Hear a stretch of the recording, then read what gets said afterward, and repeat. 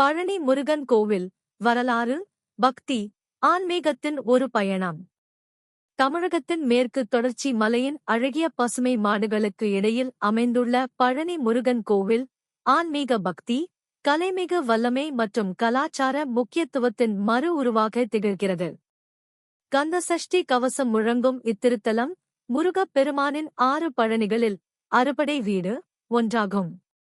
இந்த புனித கோவில் நூற்றாண்டு காலங்களாக பக்தர்களையும் சுற்றுலா பயணிகளையும் ஈர்த்து வந்துள்ளது.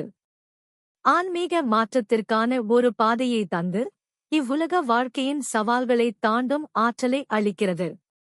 முருகா பக்தியின் மையம்.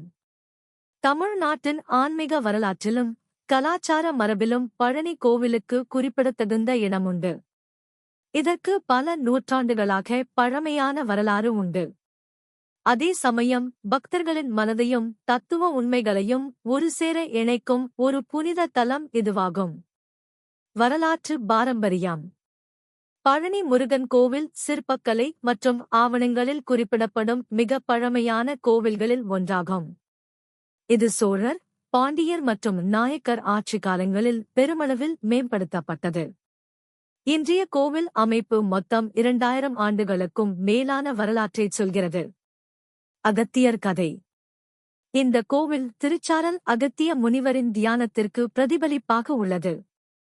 அவர் மலை மேலே தியானித்து மகா சக்தியுடன் முருகனை காட்சியளிக்க அழைத்ததாக புராணங்களில் காணப்படுகிறது.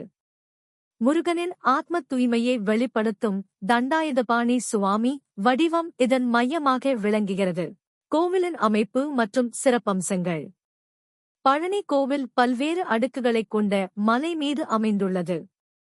இது பக்தர்களுக்கு ஆன்மீக உணர்வுடன் கூடிய சவாலாக இருக்கும்.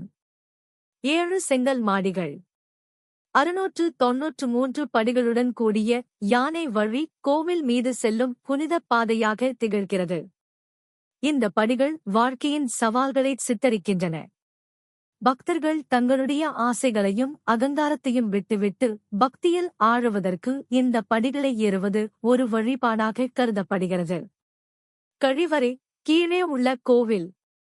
பழனி மலையின் அடிவாரத்தில் உள்ள தண்டாயுதபாணி சுவாமி ஆலயம் பக்தர்களின் முதல் இடமாக திகழ்கிறது. வழிபாடுகளை ஆரம்பிக்கும் இடமாகவும் குடும்ப பூஜைகளுக்கான இடமாகவும் இது பார்க்கப்படுகிறது.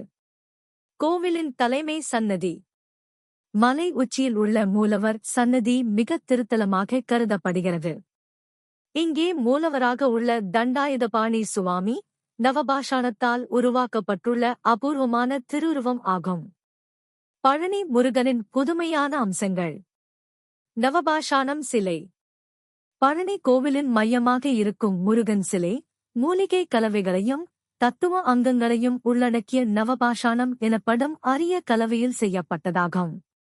இந்த சிலை பக்தர்களுக்கு உடல் மற்றும் மனநல நன்மைகள் அளிக்கக்கூடியதாக நம்பப்படுகிறது. வேல். தண்டாயுதம். முருகனின் வேல் தீய சக்திகளை அழிக்கவும் அறவழியை வளர்க்கவும் சக்தி வாய்ந்ததாக விளங்குகிறது. பக்தர்கள் பெரும்பாலும் வேலுக்கு நேர்த்திக் கடன்களையும் தனி வழிபாடுகளையும் அர்ப்பணிக்கின்றனர். பழனி கோவிலின் புராண வரலாறு. ஞானப்பழம் கதை. முருகன் கோவிலின் மிக முக்கியமான புராண கதையானது ஞானப்பழத்தின் கதையாகும். சிவபெருமான் தன்னுடைய 2 மகன்களான விநாயகருக்கும் முருகனுக்கும் ஞானப்பழம் வழங்கும் நிகழ்ச்சியில் இருந்து இந்த கதை தொடங்குகிறது. சுற்றுலா போட்டியில் விநாயகர் தனது அறிவைக் கொண்டு பெற்றார். ஆனால் முருகன் கோபமடைந்து பழனி மலைக்கு வந்து தியானத்தில் உறைந்தார். அதற்காகவே அவர் இங்கு தண்டாயுதபாணியாக புனிதமாக நிலை கொண்டார். முருகனின் துறவற வாழ்வு. பழனியில் முருகன் துறவரவாசி உருவில் இருக்கிறார். திருமண வாழ்விலிருந்து வெளியேறி தத்துவஞானத்தின் பாதையில் வாழும் ஒரு ஆத்மா உருவமாக அவர் இந்த தலத்தில் திகழ்கிறார். பழனி கோவிலின் திருவிழாக்கள். தைப்பூசம்.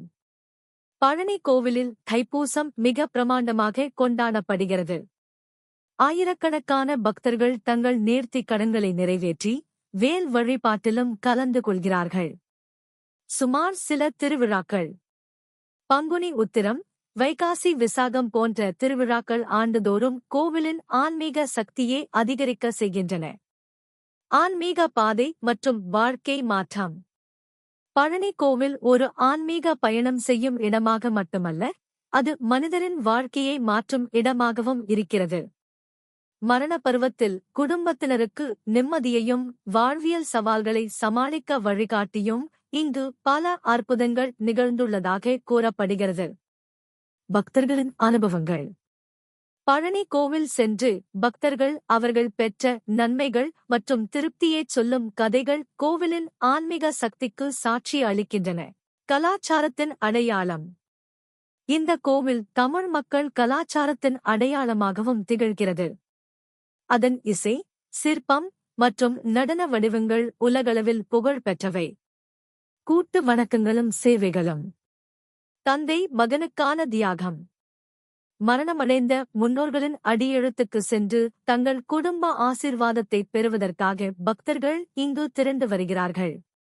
கொடை வழிபாடுகள். பழனி கோவில் வழங்கும் அரோமாபதி, திருநீரின் அரும்பணிகள் என இங்குள்ள அனைத்து தற்கொலை மற்றும் மாக்கள் பக்தர்களை இழிவுகளிலிருந்து உயர்த்துகின்றன. தற்கால முக்கியத்துவம். இன்றைய சமூக சூழலில் பழனி முருகன் கோவில் மக்கள் மனதில் ஒரு மிகப்பெரிய ஆன்மீக தாக்கத்தை ஏற்படுத்துகிறது. அது மட்டும் இல்லாமல் சுற்றுலா வளர்ச்சிக்கும் அடித்தளமாக விளங்குகிறது. தீர்மானம். இவ்வாறு பழனி முருகன் கோவில் ஆன்மீகத்தில் ஒரு பெருமையாய் திகழ்கிறது. இதன் வரலாறு, கலாச்சாரத்துடன் ஆழ்ந்த உறவோடு இருப்பது தனித்துவமானதொன்றாகும். இதில் வழிபடுபவர்களுக்கு மெய்யான ஆன்மீக நிம்மதியையும் வாழ்வியல் கஷ்டங்களை சமாளிக்க தைரியத்தையும் வழங்குகிறது. பழனி முருகனை தரிசிக்க தங்கள் வாழ்க்கையை மாற்றி அமைக்கும் பயணத்தை நீங்கள் எப்போது தொடங்க விரும்புகிறீர்கள்?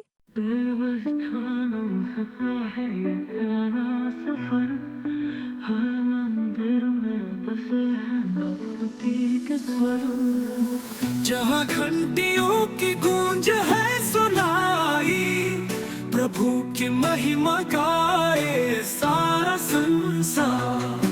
मंदिरों की महिमा अनमोल कहानी, हर भक्त के दिल की अनकही जुबानी। चलिए हम साथ भक्ति के रास्ते, देवस्थानम के संग आओ, चले हम आगे।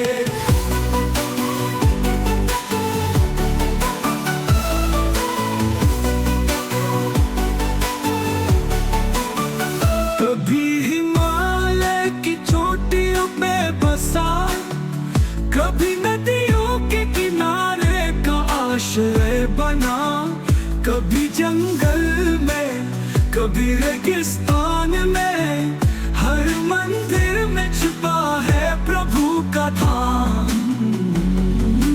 मंदिरों की महिमा अनमोल कहानी, हर भक्त के दिल की अनकही जुबानी। चलिए हम साथ भक्ति के रास्ते, देवस्थानम के संग आओ, चले हम आगे।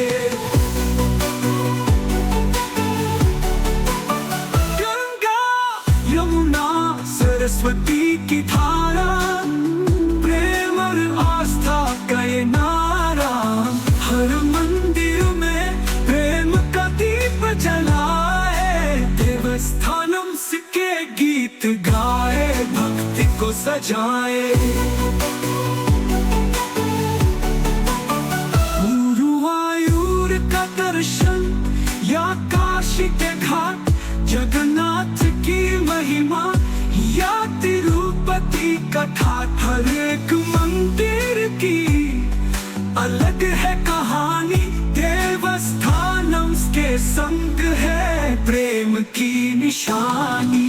मंदिरों की महिमा अनमोल कहानी, हर भक्त के दिल की अनकही जुबानी। चलिए हम साथ भक्ति के रास्ते, देवस्थानम के संग आओ, चले हम आगे।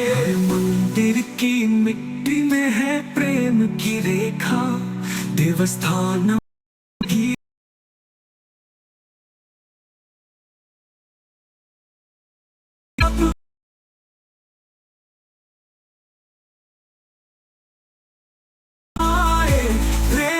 किनारे में